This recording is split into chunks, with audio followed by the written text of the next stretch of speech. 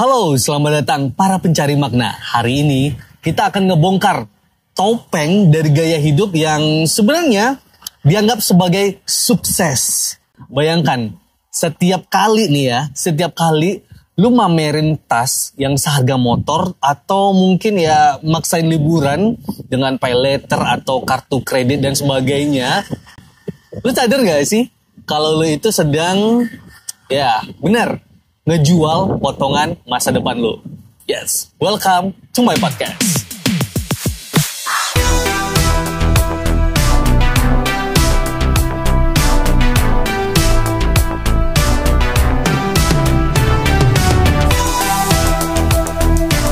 Tadi di awal udah gue bahas sedikit-sedikit ya tentang apa sih ya? Ya berhubungan dengan hedon gitu. Selamat datang nih buat yang suka hedon. Mungkin lu pengen keluar dari dunia hedon tapi masih kayak sulit gitu. Karena ya godaannya terlalu gede gitu ya. Gue akuin itu. Gue pernah di posisi lu dan gue pernah juga kayak yang pengen banget gitu santai biasa aja. Dan gue di sini ngomong sharing sama lo bukan berarti gue itu udah bisa terlepas sepenuhnya gitu. Rasa itu pengen, itu ada gitu. Tapi tetap ya kita harus menahan diri. Nah, di sini kita tahu dong faktor-faktor. Kita harus tahu dulu nih. Kita harus tahu dulu faktor-faktor yang bisa dibilang itu memicu kayak pengen hedon apa segala macam. Nah, kalau di sini gue itu udah bikin rangkaian itu udah gue riset sendiri ya. Jadi lo tahu nggak sih sebenarnya musuh dari hedon itu sendiri itu adalah algoritma dari sosial media. Pasti bertanya-tanya dong, apa nih bener nggak sih gitu? Sebenarnya dari ekosistem digital tadi gitu. Ekosistem digital tadi itu sebenarnya adalah penghancur mimpi. Hubungannya apa gitu?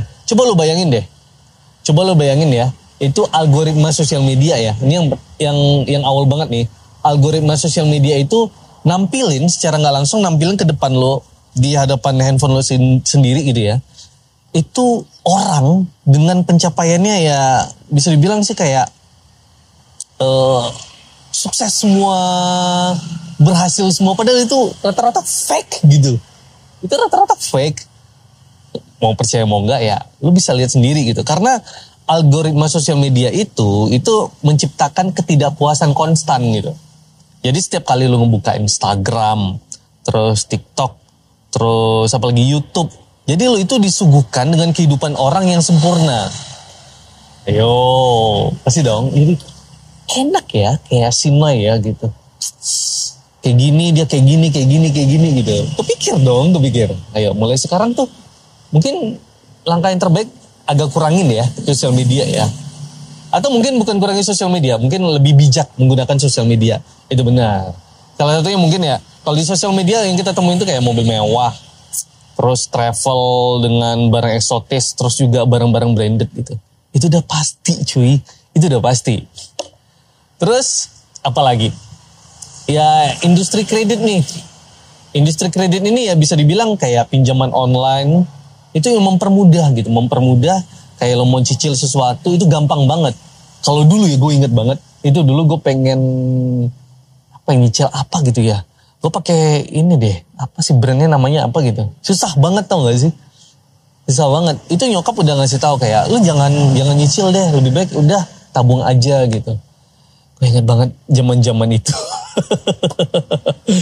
Ya bisa dibilang sih pengalaman pribadi. Kalau kita tentang kehedonan itu pengalaman pribadi. Ya selanjutnya itu mungkin ya kalau kita di luar pasti ngeliat dong orang banyak yang jualan. Terus juga ya apalagi ya apa sih namanya? Gue lupa lagi. Ini yang affiliate, bener affiliate. Tapi bukan affiliate-nya yang itu nggak salah gitu, itu nggak salah. Tapi cara mereka tuh keren banget tau nggak? Itu keren banget. Karena apa? Karena marketing mereka itu canggih banget. Lu itu sebenarnya lagi nggak butuh barang itu, tapi lu jadinya butuh gitu. Ya nggak sih? Itu semua dari algoritma sosial media. Ya bisa dibilang bagian dari ekosistem digital tadi gitu. Itu yang ngebikin hasrat hedon lo itu makin meningkat gitu. Kayak contohnya, lo gak butuh kapal pesiar. Karena lo ngelihat orang, kayak lucu deh kapal pesiar. Beli deh. Belinya gimana? Belinya nyicil. Nah, itu yang berikutnya. Ya bisa dibilang sih, nyicil tadi itu karena gampang. Akhirnya dengan cicilan sekian persen, kamu akan mendapatkan ini gitu. Parah gak sih? Karena saking gampangnya untuk nyicil tadi, akhirnya gampang hedon juga. Dan ya semuanya, apalagi dengan untuk mendapatkan sebuah mobil mewah ya, mobil mewah, mobil keluaran Eropa apa segala macam. Lu dengan DP 5 juta, dengan cicilan sekian juta, lu udah bisa dapetin mobil itu gitu. Gokil lu gak sih? Tapi fakta yang mengejutkan nih guys, lu tau gak sih? Jadi generasi muda saat ini itu ngabisin 35% pendapatannya itu untuk memenuhi gaya hidup yang sustainable. Parah gak sih? Yang gak sustainable banget gitu. Terus juga pinjaman online itu meningkat sampai 200% nih dalam 5 tahun terakhir. Jadi setiap rupiah yang lo habisin itu untuk ngebangun citra ya, itu adalah rupiah yang mencuri dari masa depan lo sendiri. Jadi kayak lo nyicil barang ini, itu kurang lebih masa depan lo itu udah dicuri. Udah diambil, udah dicuri gitu. Tragis gak sih? Kalau gue pribadi sih ya, kalau gue pribadi nih, hal-hal yang kayak gitu sebenarnya kita bisa antisipasi sih. Tapi godaan-godaan tadi, gue udah sebutin tadi beberapa godaannya gitu. Udah banyak banget sebenarnya. Tapi tunggu dulu. Coba kita balikin ya. Coba kita balikin apa yang terjadi, kita balikin narasinya. Jika sebenarnya itu kayak bayangin diri lo 5 tahun ke depan, lo itu gak ada tumpukan barang mewah, gak ada hedon apa sama sekali gitu. Tapi dengan kekuatan finansial yang sesungguhnya gitu, lo gak ada dibantu dengan uang ini, uang itu, lo kayak dapat gaji lo sekian, lo gak ada hedon-hedon apa segala macam. 5 tahun ke depan lo bakal kayak gimana? Ayo, udah kebayang? Pasti dong ada penyesalan kayak, baru nyicil ini, aduh gue nyesal lagi, harus gue gak nyicil ini, aduh angsurannya kayak gini gitu. Gara-gara hedon. Aduh, hedon. Oke. Jadi ceritanya ada nih. Temen gue dulu nih ya, itu ngabisin uang jutaan buat sepatu, buat tas gitu. Jadi setiap bulannya itu kartu kreditnya itu nangis. Dipaksa, gas mulu gitu. Bayar yang susah. Sekarang kayak gimana? Sekarang dia bisa dibilang ya bisa ngebayar sih, tapi sulit dengan pinjaman juga. Jadi gali lubang, tutup lubang gitu. Jadi satu hari dia itu coba ngitung uang yang dihabisinnya dalam selama waktu 3 tahun yang kurang lebih kalau nggak salah itu 3 tahun. Kenapa gue tahu? Karena dia cerita sama gue gitu. Jadi selama 3 tahun itu ya bisa dibilang kalau nggak hedon gitu, gue bisa beli tanah Noy, kata dia. Gokil nggak sih? Bisa beli tanah boy, bisa beli tanah. Ya kalau sekarang sih, doi udah mulai bisnis kecil-kecilan, udah ninggalin habits yang kayak gitu. Terus juga udah mulai bangun investasi jangka panjang gitu. Ya itu salah satu yang ini ya, temen gue yang cerita yang mungkin udah berubah gitu. Nah ada yang lebih baru lagi. Teman gue itu dia punya gaji tuh 5 juta. Gaji tuh 5 juta ya. Terus punya 3 kartu kredit, terus 2 pinjaman online nih. Hidupnya itu dalam bayang-bayang hutang aja cuy. Hedon semuanya. Hutangnya banyak gitu. Jadi ya bisa dibilang sih setiap bulannya itu sekitar 60% itu dihabisinnya cuman untuk bayar cicilan dan mempertahankan gaya hidup gitu. Gaji 5 juta. Ada teman gue yang gaji 10 juta malah gak kepikiran kayak gitu.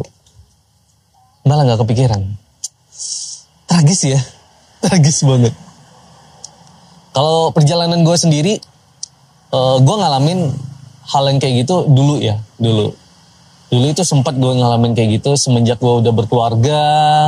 Bahkan kalau hutang itu pasti ada gitu, pasti ada karena kebutuhan kan ya terus meningkat, belum lagi ada kebutuhan dadakan atau tidak terduga atau kecelakaan apa segala macam. Ditambah lagi untuk pemeliharaan kendaraan, atau mungkin ada handphone rusak atau laptop rusak apa segala macam, itu tidak terduga semuanya. Karena hasil dari yang kemarin itu ya sekarang gue udah mulai perlahan-lahan untuk belajar, ya untuk bisa mulai dari hal sederhana deh. Untuk baju aja dulu, kalau dulu sih baju udah mahal banget, kayak berapa ratus ribu sampai jutaan gitu. Kalau sekarang udah puluhan ribu cuy, 100 ribu udah dapat 3 atau 4 gitu. Itu udah nyaman banget gitu, udah nyaman banget, udah oke gitu. Yang penting sih nyaman, bukan terlihat kaya sih. Kalau sekarang lu pikir kayak baju gue mahal apa segala macam, enggak. Biasa aja. Biasa aja gitu. Jadi sebenarnya kalau sekarang sih udah lebih kayak mulai hal sederhana, terus juga membuat anggaran bulanan, misalnya yang kayak mana kebutuhan, mana keinginan, terus juga apalagi ya, ya yang pasti sih mulai investasi kecil-kecilan. Tapi investasi itu bukan main saham ya. Saham itu bukan dimainin. Kalau lu mainin namanya judi, ya. Jadi kalau saham itu investasi. Bedain ya, bukan main saham, tapi investasi saham. Bedain. Investasi dengan main itu beda. Kalau main ya main-main, kalau investasi ya investasi. Dan mulailah perlahan. Gue ajakin lo kayak mulai perlahan untuk investasi. Kita nggak tahu ke depannya seperti apa. Kalau di saham lo bisa dapat dividen, lo bisa dapat cuan juga kalau misalnya lo jual lagi. Ya main, tapi saran gue sih investasi itu lebih baik sih. Jadi kalau dari gue, sebenarnya hidup ini bukan tentang apa yang lo tunjukin, tapi itu apa yang lo bangun gitu. Jadi setiap rupiah yang lo tabung itu adalah sebenarnya selembar kebebasan gitu. Jadi setiap keputusan cerdas ya gitu, itu adalah langkah menuju masa depan yang sebenarnya. Lo harus tahu itu. Dan yang paling harus lo tahu, lo itu bukan barang pajangan sosial media yang dipertontonkan ke orang-orang lu sukses. Tapi lu itu adalah karya hidup yang terus berkembang. Jadi, mulai hari ini, berhenti menjadi pemain dalam pertunjukan orang lain. Dan, mulailah menulis cerita lu sendiri. Sampai ketemu di episode podcast Level Up berikutnya. Dadah.